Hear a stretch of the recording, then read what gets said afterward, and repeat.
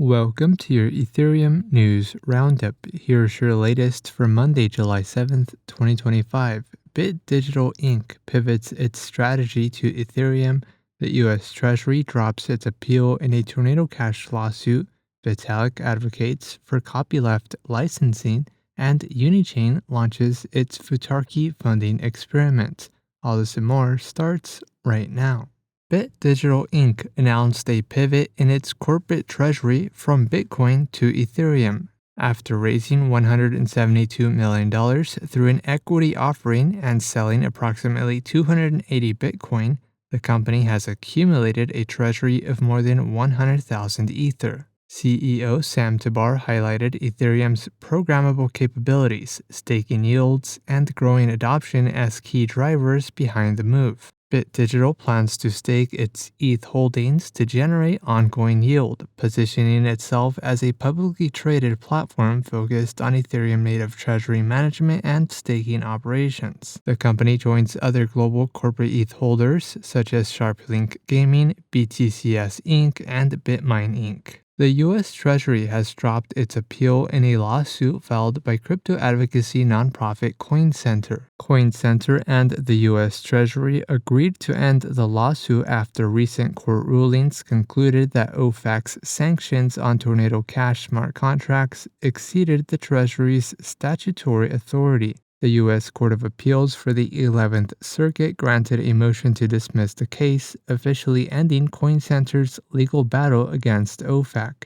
CoinCenter filed the lawsuit against OFAC in October 2022, arguing that the agency lacked authority to sanction smart contracts. In January 2025, the U.S. Court of Appeals for the 5th Circuit ruled in favor of the argument, finding that the Treasury had overstepped its legal powers. Despite the legal victory, Tornado Cash developer Roman Storm is still scheduled to go on trial on July 14, 2025.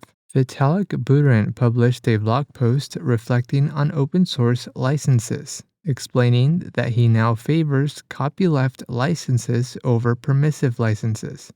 Both are types of open source licenses, but the key difference is that copyleft licenses require that any modified or derivative work be released under the same license. In contrast, permissive licenses like MIT or CCO allow anyone to use, modify, and redistribute the work with minimal restrictions, even in proprietary projects. Buterin highlighted copyleft's approach of using copyright against itself to enforce openness without posing strict licensing requirements on enterprises in crypto.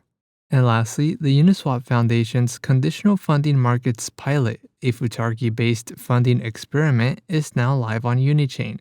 Users can now deposit USDC into their Butter smart wallet to predict which protocols would generate the most TVL growth if awarded grants for user incentives. Participating protocols include Compound Finance, Euler, Morpho, and Venus. Forecasters can earn rewards based on the accuracy of their predictions once the markets settle using actual TVL data. In other news, Besu releases version 25.7.0, Aragon releases version 3.0.12, and the Ethereum Foundation announces over 58 global Ethereum meetups. This has been a roundup of today's top news stories in Ethereum. You can support this podcast by subscribing and following us at ETH Daily. Also subscribe to our newsletter at ethdaily.io. Thanks for listening. We'll see you tomorrow.